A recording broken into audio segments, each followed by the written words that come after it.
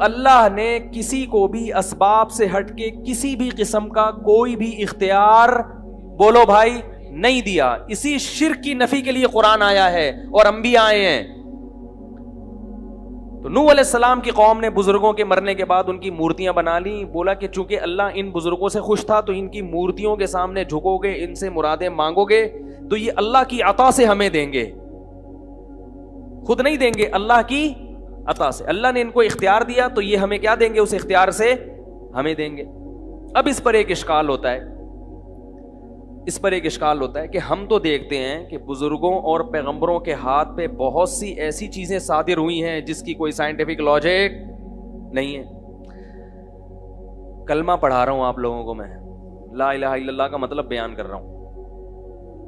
ہمارے ہاں عقیدے پہ اکثر بیان ہوتا ہی نہیں ہے. تو بہت سے لوگ کہتے ہیں کہ بھئی دیکھو اللہ نے اختیارات تو دیے ہیں نا, موسیٰ علیہ السلام لاٹھی کو سانپ بنا دیتے تھے, اس کی کوئی لاجک ہے؟ ہمارے نبی صلی اللہ علیہ وسلم کے پاس مشرکین آئے, چاند کے 2 ٹکڑے کرو, آپ نے ایسے کیے اور 2 ٹکڑے کر دیے. کوئی لاجک ہے اس کی؟ اور پھر وہ چاند آپس میں جڑ بھی گئے. صحابہ پیاسے تھے, پانی میں آپ صلی اللہ علیہ وسلم نے ہاتھ ڈالا اور پانی ابلنا شروع ہو گیا. عیسیٰ علیہ السلام کہتے تھے مردے کو قوم باذن اللہ, اللہ کے حکم سے کھلو جا. پنجابی میں کیا کہتے ہیں, کھلو جا, کھلو جا. تو آپ کہیں گے کہ حضرت عیسیٰ نے پنجابی میں تھوڑی کہا تھا, تو اردو میں بھی تو نہیں کہا تھا نا. میں تو جو بھی کروں گا میں تو ترجمہ ہی کروں گا نا. اور عربی میں بھی نہیں کہا تھا, جو قرآن نے کہا نا قم باذن اللہ, تو عربی میں تھوڑی, ان کی تو عبرانی زبان تھی یا سریانی زبان تھی, اس میں کہا نا انہوں نے. تو کیا کہا, کھلو جا. یہ کھلو جا میں اس لیے کہہ رہا ہوں کہ پنجاب والے جب کسی کو آرڈر کرتے ہیں تو اسٹائل تھوڑا سا الگ سا ہوتا ہے, اس میں بندہ نہیں بھی کھڑا ہو رہا ہو تو کھڑا ہو ہی جائے گا. تو اس لیے مردہ اگر نہیں بھی چاہتا تھا نا کھڑا ہونا, وہ عیسیٰ علیہ السلام کا حکم سن کے کیا ہو جاتا تھا, کھڑا ہو جاتا. کیونکہ آپ بولو نا اٹھیے, اردو میں آپ کیا بولیں گے, اٹھیے, وہ نہیں اٹھے گا. اردو میں بڑی شائستگی ہے, آئیے جائیے, تبھی اردو میں کوئی کام ہوتا ہی نہیں ہے. ایک صاحب تھے, وہ ٹرک اڈا نہیں ہے, ٹرک اسٹینڈ جو ماڑی پور میں, وہاں انہوں نے آفس کھولا. اردو اسپیکنگ تھے, وہ آفس کھولا انہوں نے. میں ان کے پاس گیا تو وہ عجیب اسٹائل سے لوگوں سے بات کر رہے ہیں, ملازمین سے. تو میں نے کہا یار یہ کون سا اسٹائل ہے؟ کہہ رہے ہیں یار ان سے تمیز سے بات کرو تو کام, ان سے بولو نا یہ ڈبے اٹھا کے ٹرک پہ رکھ دیجئے, ٹرک لوڈ کرنا ہے, مال پنجاب جا رہا ہے, رکھیے. کوئی بھی ہلتا ہے, ان کو ٹھڈے مار مار کے. تو اللہ نے ہمارے ملک میں ہمیں مختلف قسم کی زبانیں دی ہیں, جب جس زبان سے کام اٹھانا ہو آپ وہ کام اٹھاؤ. تو جو شرافت سے نہ آ رہا ہو, شر اور آفت کا بولو کھڑے ہو جائیے, نہیں ہو رہا کھلو جا, ایک دم کھڑا ہوگا وہ. تو میں یہ عرض کر رہا تھا, ہر زبان میں ایک مٹھاس ہے. پنجاب کی زبان میں ایک الگ سی مٹھاس بھی ہے جو اردو میں نہیں ہے. بعض جملے پنجابی زبان کے اتنے مزے کے لگتے ہیں کہ وہ اردو میں مزہ ہی نہیں. میں کیونکہ پوری طور پر قدرت نہیں ہے اس لیے میں بیان نہیں کر سکتا, لیکن ان کی زبان میں نا بعض جملے ایسے ہیں جو اردو میں مزہ نہیں آتا. تو اردو کی الگ تہذیب ہے. خیر بات کہاں سے کہاں چلی گئی. تو عیسیٰ علیہ السلام مردے کو کیا کہتے تھے, قم باذن اللہ, اللہ کے حکم سے کھڑا ہو جا. تو کہتے ہیں دیکھو اللہ کی عطا سے حضرت عیسیٰ بھی مردوں کو زندہ کر رہے ہیں, ہمارے نبی بھی اللہ کی عطا سے چاند کے 2 ٹکڑے کر رہے ہیں. تو جو نبی اللہ کی عطا سے چاند کے 2 ٹکڑے کر سکتا ہے, جو نبی اللہ کی عطا سے مردوں کو زندہ کر سکتا ہے, اس نبی کو اگر ہم یہاں سے بیٹھ کے پکاریں کہ ہماری حاجت سن لیں تو وہ اللہ کی عطا سے سن بھی سکتا ہے, اور وہ نبی اللہ کی عطا سے ہماری وہ حاجت پوری کر بھی سکتے ہیں. یہ بات سمجھ میں. تو ہم اگر پکار رہے ہیں تو ہم اللہ کی عطا سے یہ تصور کر کے, تو اس لیے قرآن نے جو کہا ہے کہ غیر اللہ کو مت پکارو, تو اس سے وہ پکار مراد ہے جو اللہ کی عطا کے بغیر والی پکارو. یہ اشکال کر رہا ہوں کہ اس کو میرا نظریہ نہ سمجھ لیں, یہ اشکال کرتے ہیں لوگ. اس اشکال کا جواب یہ ہے کہ دیکھو, ایک ہوتا ہے کسی کو اختیار دے دینا, ایک ہوتا ہے کسی کے ہاتھ سے کوئی کام کرا دینا. دونوں میں فرق ہے. دونوں میں کیا ہے, آپ لوگ حاضر ہیں نا اچھی طریقے سے. ایک ہوتا ہے کسی کے ہاتھ پہ کوئی کام صادر کر دینا, اور ایک ہوتا ہے کسی کو اس کا اختیار دے دینا. اختیار دینے کا مطلب کیا ہے, پانی کی جو سپلائی ہے یہ کس کے اختیار میں ہے؟ واٹر بورڈ والوں کے نا. وہ جب کھولیں گے نل تو پانی آئے گا, وہ بند کر دیں تو آپ قحط سے ہلاک. ملک کا جو وزیر اعظم ہے یا جو صدر ہے وہ واٹر بورڈ والوں سے محض کام نہیں لیتا, بلکہ باقاعدہ اس نے واٹر سپلائی کا ان کو اختیار دے دیا ہے. کیا میرے در پہ آنے کی ضرورت نہیں ہے؟ واٹر بورڈ کا ادارہ بنایا ہی اس لیے ہے کہ جس کو پانی کی ضرورت ہو وہاں جا کے دھرنا مارے, اسلام آباد میں آنے کی ضرورت نہیں ہے. وہ اگر کام نہ کریں پھر اس کی کمپلین کے لیے میرے پاس آؤ, لیکن پہلا اسٹیپ کون سا ہے؟ اس کا ہے. اس کو میں نے کیا کیا ہے؟ اختیار دیا ہے. یہ مطلب ہوتا ہے اختیار دینے کا. اور کام کرانے کا مطلب کیا ہوتا ہے؟ واٹر بورڈ والوں کے پاس آپ گئے, بولا بھائی پانی بند ہے اتنے عرصے سے, وال آپ کھول دیں. تو اس نے ایک ملازم کو بولا یار اس کو وال کھول ذرا. وال کھولنے کے اختیارات نہیں دیے کہ جب چاہو کھولو جب چاہو بند کر دو. ہاں ابھی وال کھولنے کا کام کس سے لیا جا رہا ہے؟ ملازم سے. تبھی آپ ملازم کے پاس نہیں آؤ گے, آپ ڈائریکٹ کس کے پاس جاؤ گے؟ واٹر بورڈ والوں کے پاس. اس کی اور آسان مثال دیتا ہوں کہ اختیار دینا کیا ہوتا ہے اور کام لینا کیا ہوتا ہے. دیکھو آپ لوگ جاتے ہیں نا اکثر کوئی ڈاکومنٹ تیار کرنے ہوتے ہیں اسٹیمپ پیپر, تو منشی صاحب کے پاس جاتے ہیں, وہ ڈی سی آفس کے باہر لوگ بیٹھے ہوئے ہوتے ہیں پیپر. آپ کیا کرتے ہیں؟ اب تو ٹائپنگ شروع ہو گئی, پہلے قلم سے لکھتے تھے. آپ کہتے ہیں بھائی میرا فلاں کے ساتھ لین دین ہے, اس کو کے ڈاکومنٹس تیار کرنے, آپ اس کو کیا کریں؟ لکھیں. تو آپ نے اس کو اختیار دیا کہ یہ چیز آپ لکھیں.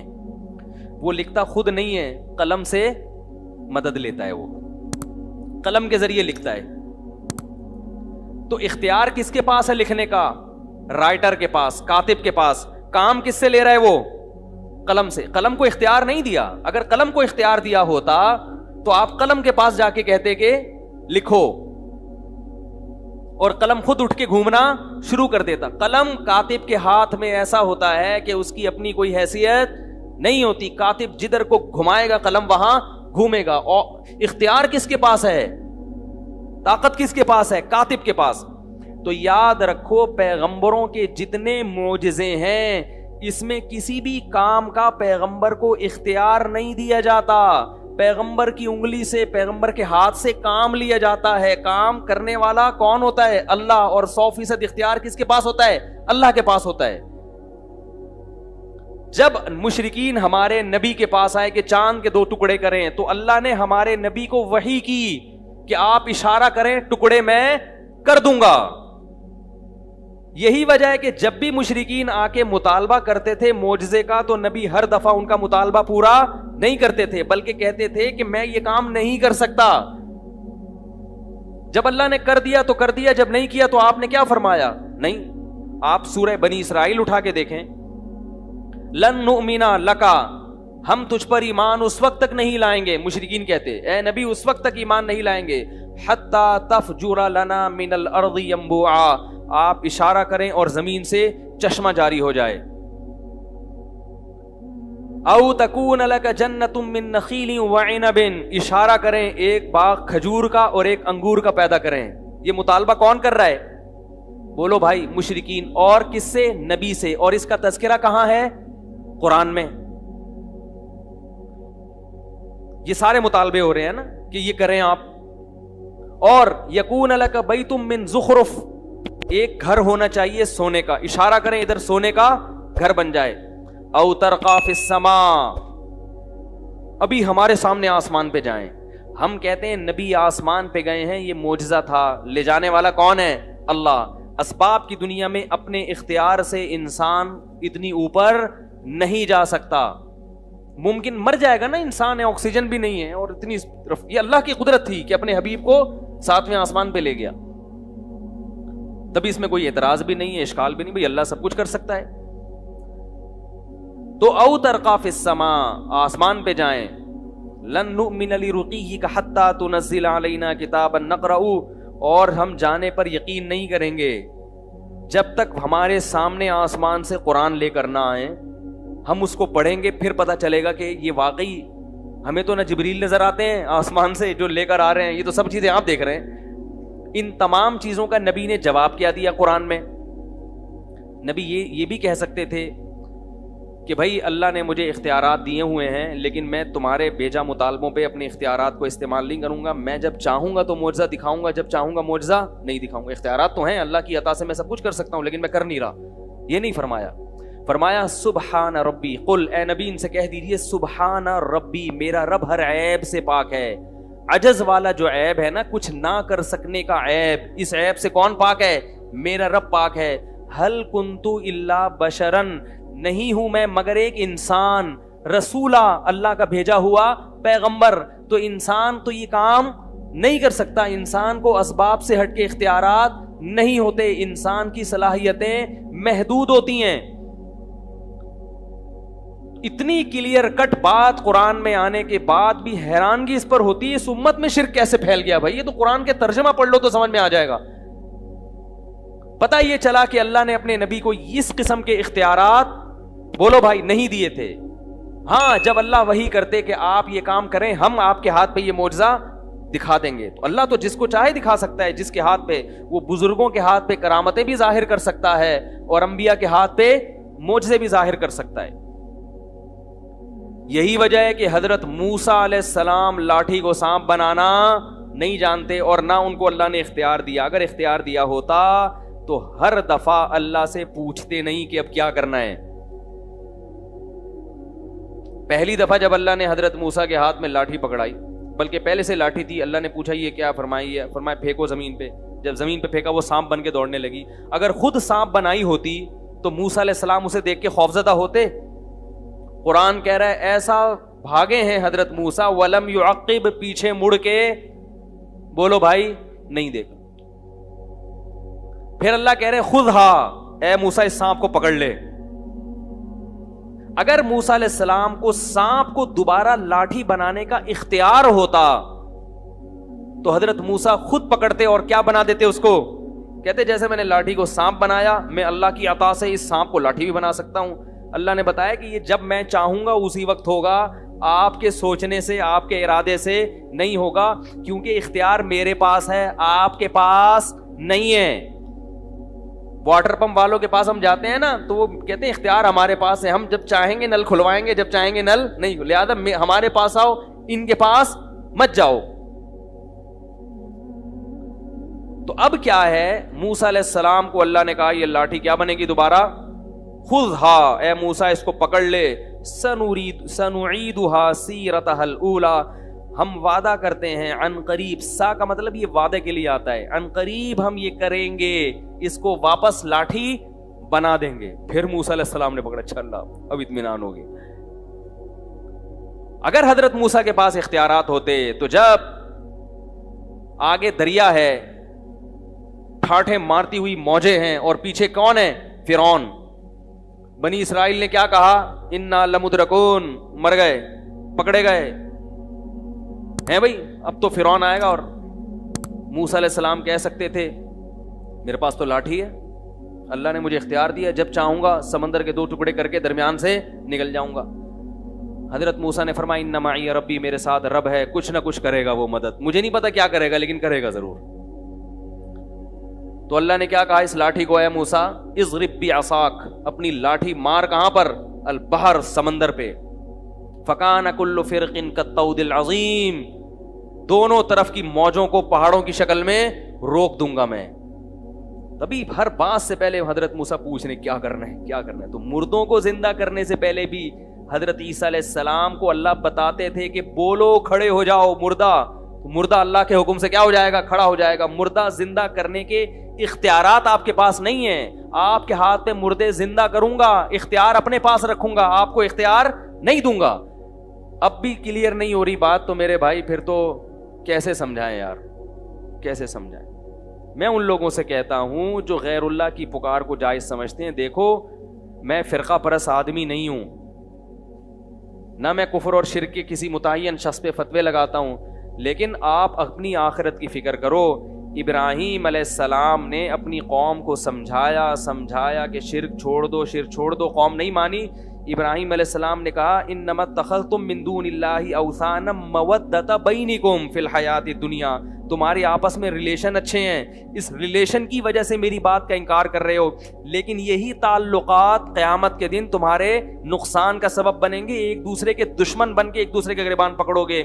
اس لیے میں اللہ کا واسطہ دے کے ان لوگوں سے کہتا ہوں جو یہ کہتے ہیں کہ اللہ نے اپنے نبی کو بھی اختیارات دی، ہم نبی سے بھی مانگ سکتے ہیں، بزرگوں سے بھی مانگ سکتے ہیں، مزاروں پہ بھی سجدے کر سکتے ہیں، تو یاد رکھو کہ اگر آپ اپنی اس روش سے باز نہیں آئے، اور تو یہ بھی کیا ہے، یہ آپس کے مسلک پرستی، پیر پرستی، میرے دامت برکاتہم نے کہہ دیا ایسا نہ ہو کہ جیسے ابراہیم علیہ السلام اپنی قوم کو ڈرا رہے تھے، تو وہ ڈر وہ تنبیہ ہمارے لیے بھی ہے کہ یہی تعلقات قیامت کے دن ایک دوسرے کے لیے عذاب بن جائیں گے۔ اللہ شرک کے معاملے میں بہت غیرت رکھتا ہے، وہ کہتا ہے نہ میں نے کسی کو اختیار دیا، لم یتخذ ولیا من الذل، نہ کسی کو کمزوری کی وجہ سے میں نے اپنا ولی بنایا، نہ وزیر بنایا۔ وزیر ہوتا ہے نا کہ کچھ کام آپ کریں گے، کچھ اختیارات اس کے پاس ہیں، کسی کو نہیں، بلکہ اللہ نے کہا قرآن میں مثالیں دی ہیں، ضرب لکم مثلا من انفسکم، اللہ فرماتے ہیں ابھی بھی سمجھ میں نہیں آیا تو میں تمہیں ایک مثال دیتا ہوں تمہاری ہی،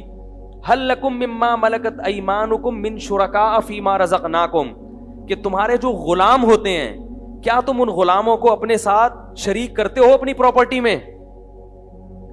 فرمایا کہ جب پراپرٹی جو کم درجے کی چیز ہے اور تمہارے غلام بھی کم درجے کے ہیں، تمہارا اپنے غلاموں سے اتنا اوپر رتبہ نہیں ہے جتنا میرا مخلوق سے اوپر کا مقام ہے، غلام بھی تمہاری طرح کا انسان ہے، تم اس کو شریک نہیں کرتے اپنی پراپرٹی میں، تو میں اپنے اختیارات میں اپنی مخلوق کو کیسے شریک کروں گا؟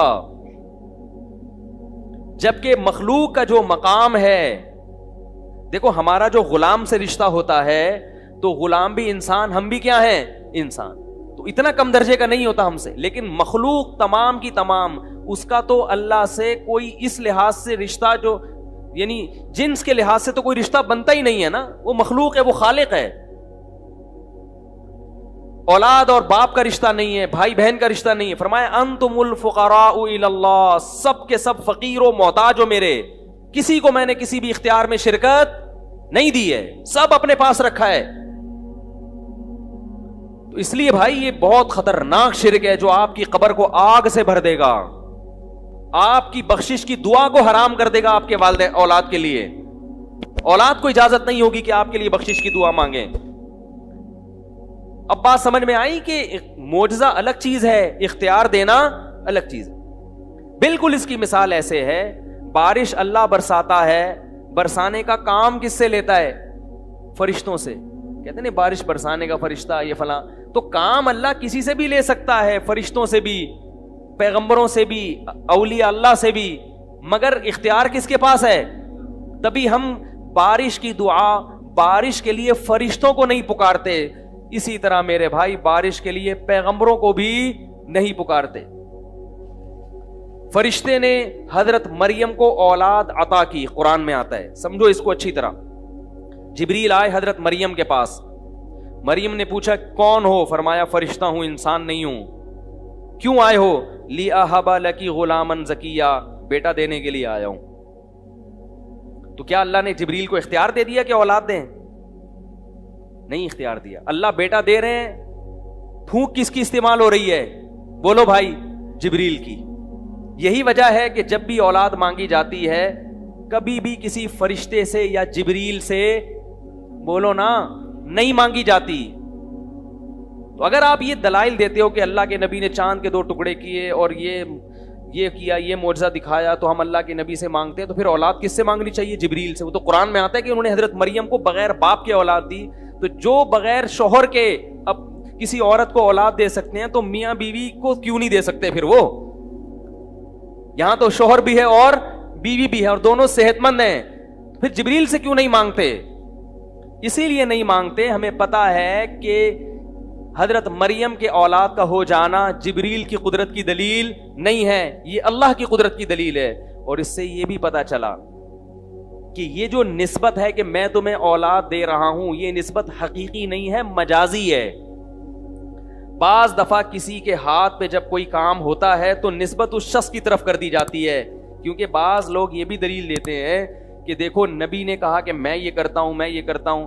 حضرت عیسیٰ نے کہا ابریح الاکمہ، میں کوڑ کے مریضوں کو اور مادرزاد نابیناؤں کو میں شفا دیتا ہوں. تو اس سے پتہ چلتا ہے کہ حضرت عیسیٰ دے رہے ہیں نا، تو اللہ نے اختیار دیا، تبھی تو حضرت عیسیٰ کہہ رہے ہیں میں یہ کام کر رہا ہوں. اس کا جواب سمجھیں کہ بعض دفعہ ایسے ہوتا ہے، اس کو کہتے ہیں نسبت مجازی. دیکھو زبان میں نا مجاز بہت چلتا ہے. میں اس کی ایک مثال دیتا ہوں کہ آپ کیا کہتے ہیں میری گاڑی پنچر ہو گئی، حالانکہ گاڑی نہیں، گاڑی کا ٹائر پنچر، لیکن نسبت آپ نے گاڑی کی طرف کر دی سہولت کے لیے. آپ کہتے ہو یار اس دعوت میں فلاں بندہ 3 ڈشیں کھا گیا، حالانکہ ڈش کوئی کھا سکتا ہے، ڈش کے اندر جو چاول تھے وہ کھائے ہوتے ہیں، لیکن نسبت کس کی طرف کر دی؟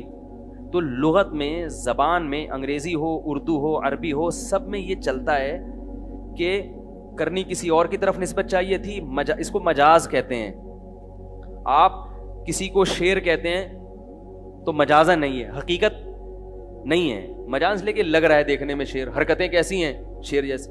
حرکتیں کتے جیسی ہوں تو لوگ پیار سے ایسے آدمی کو کیا کہتے ہیں؟ بولو نا، کتا کہتے ہیں. نفرت سے. اب دیکھو نفرت سے کہتے ہیں، مگر میں نے اس کے لیے لفظ کیا استعمال کیا؟ پیار سے.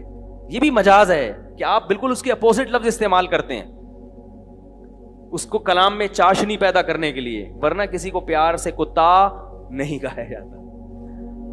پیار سے کتا.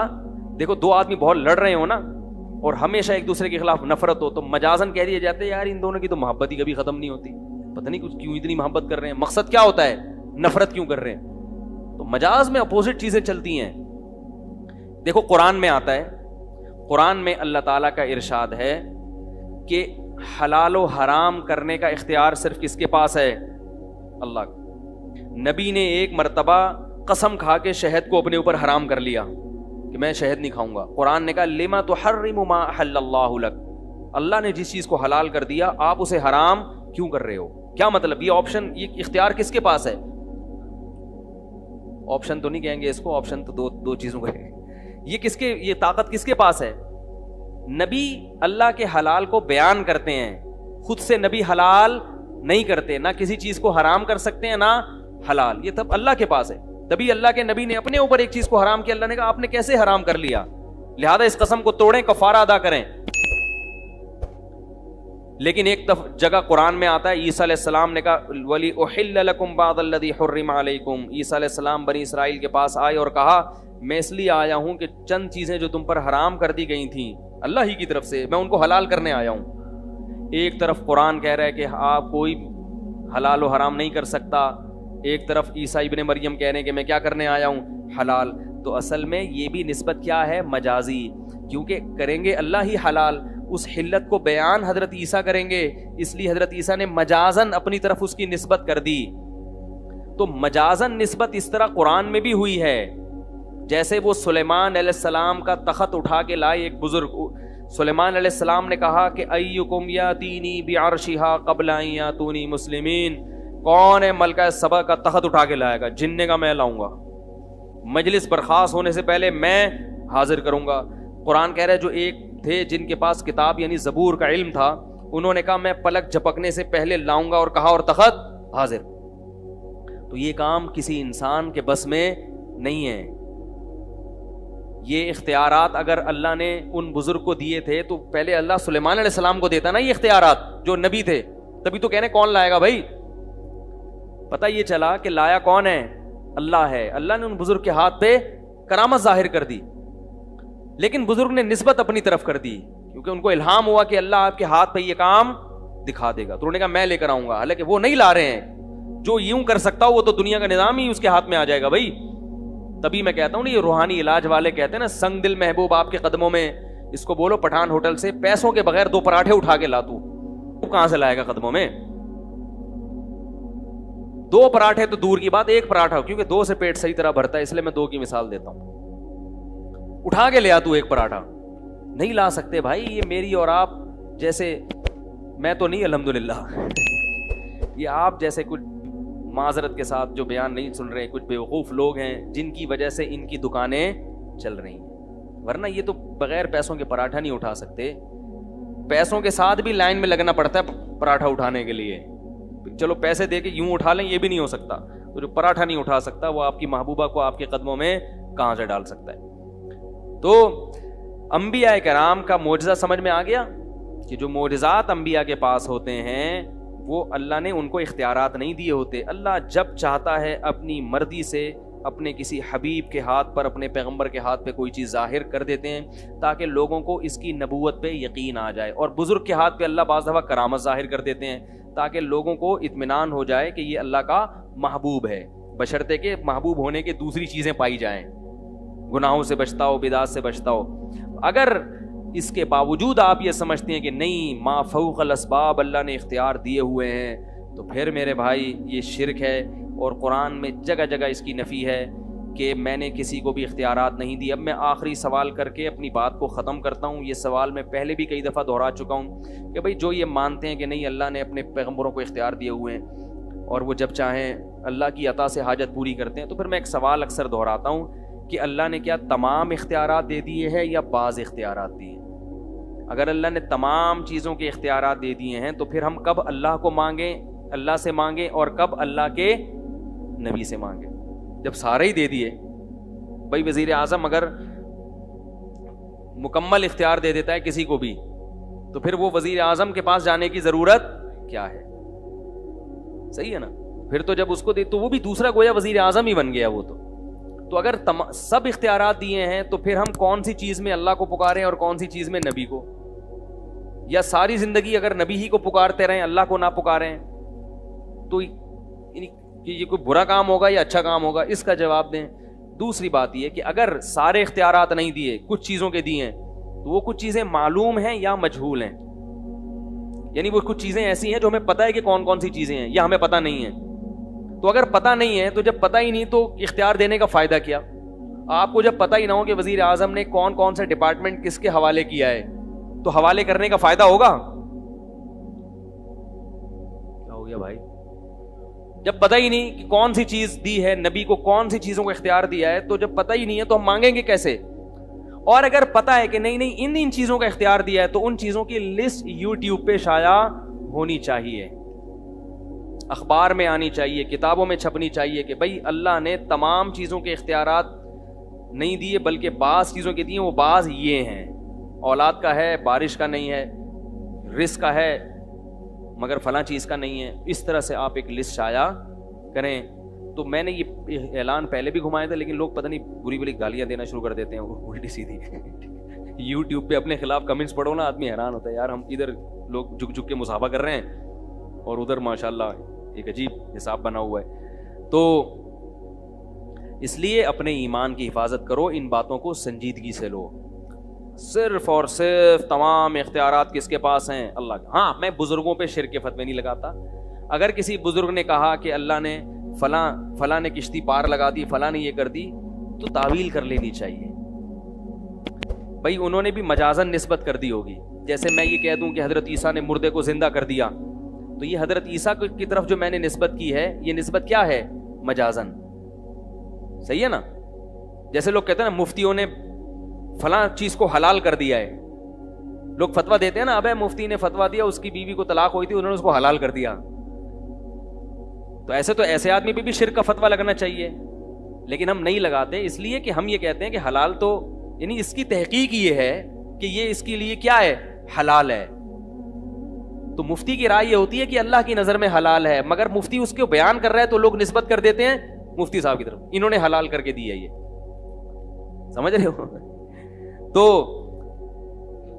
یہ تعویل جو ہے نا, تعویل شرک کے معاملے میں, کسی پہ کفر کا فتویٰ لگانے کے معاملے میں علماء نے ایک اصول بیان کیا ہے کہ 99 مطلب نکلتے ہوں کسی بات کے, 99 مطلب سے وہ کافر نکل رہا ہو, اور ایک اس کی بات کی ایسی تعویل ممکن ہو جس سے اس پہ کفر کا فتویٰ نہ لگ رہا ہو, تو اس ایک تعویل کو لیا جائے گا اور 99 باتوں کو, یعنی حتی الامکان کوشش کی گئی ہے کہ کفر اور شرک کا فتویٰ لگانے میں انتہائی احتیاط سے کام لیا جائے. تو بڑے بڑے بزرگ گزرے جنہوں نے مجازن نسبت کر دی کہ فلاں نے کشتی پار کر دی, فلاں نے یہ کر دیا, تو وہ نسبتیں مجازی ہوتی ہیں. ہاں جو آدمی کھلے عام شرک کا پرچار کر رہا ہو اور وہ کہے کہ میں مانتا ہوں یہ مجازی نہیں ہے, وہ خود اپنی بات کی تعویل کرنے کے لیے تیار نہ ہو, تو پھر اس کی تعویل نہیں کی جائے گی. بعض لوگ ایسے بھی ہیں جو کہتے ہیں نہیں بھائی ہم مانتے ہیں کہ ان کو اللہ نے اختیار دیا, یہ جب چاہیں بیٹھے بیٹھے کر سکتے ہیں, ان کو پورا مکمل اختیار دیا, تو پھر اس کی تعویل بھائی پھر تعویل کرو گے تو پھر اس آیت کا مطلب ہی نہیں نکلے گا نا کوئی. کہ جیسے وہ ہمارے اسکول میں قادیانی پڑھا کرتے تھے ہمارے ساتھ, ایک قادیانی تھا, تو وہ بار بار کہتا تھا کہ یہ ہم مرزا غلام احمد کو نبی نہیں مانتے, امام مانتے ہیں. تو میں حیران ہوتا تھا یہ علماء قادیانیوں کو کافر کیوں کہتے ہیں. تو بڑی بحث ہوتی تھی اس سے, وہ پتہ چلا اپنا عقیدہ چھپاتے ہیں. بعد میں اس کمبخت نے ظاہر کیا کہ نہیں ہم نبی مانتے ہیں. جب ایک آدمی صاف طور پہ کہہ دے کہ میں نبی مان رہا ہوں, پھر اس کا تو کوئی مطلب دوسرا نکلتا نہیں ہے. جب نکلتا نہیں ہے تو پھر خام خواہ میں اس کو دائرہ اسلام میں لانے کی کوشش کر رہے ہیں. اسے اپنا دائرہ, اپنے آپ کے دائرے سے نکلنے کا جو ہے نا, دائرے میں جتنی جگہ ہے اتنی ہی پبلک آئے گی. مزید کو گھسیڑو گے تو جو پرانے ہیں وہ دائرے سے نکل جائیں گے, ٹھیک ہے نا. تو سب جنت میں نہیں جائیں گے, جہنم بھی بنائی ہے اللہ نے. کچھ لوگ دائرہ اسلام میں آئیں گے, کچھ دائرہ کفر میں آئیں گے. تو اتنی تعویل کرنا اتنی کہ دائرہ کفر میں کوئی بندہ ہی نہ بچے, تو ایسا نہیں ہوتا بھائی. اسلام کا ایک محدود دائرہ ہے, کچھ مخصوص عقائد ہیں, ان عقائد کے اگر اختیار کرو گے تو دائرہ اسلام میں آ جاؤ گے, ان عقائد کو اگر اختیار نہیں کرو گے تو دائرہ اسلام میں نہیں آؤ گے. اور اس کی بنیادی اور پہلی سیڑھی کیا ہے؟ کلمہ توحید. اور توحید کا میں جو رکن اعظم ہے, اللہ کے سوا کسی کو پکارنا نہیں ہے. یہ والی پکار جس پہ میں نے تفصیلی بیان کیا. اللہ تعالی ہم سب کو سمجھنے کی, عمل کرنے کی توفیق عطا فرمائے.